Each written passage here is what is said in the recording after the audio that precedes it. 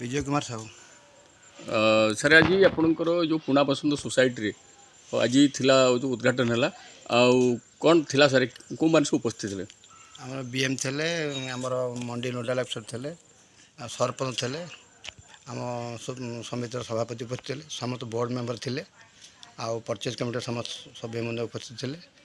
अंचल किसी चाषी उपस्थित थे 359 जन पार्टी 29 समस्त देवे जी 5 जन समस्त जन देवे भितर आसो कि आम आसला 10-12 हज़ार कि आसबनी बहुत कमी जाइए खूब कम दे 7,000 क्विंटाल ना हाँ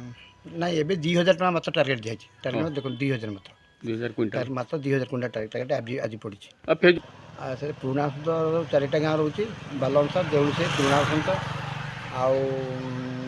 गम्हापुर गाँव पंचायत।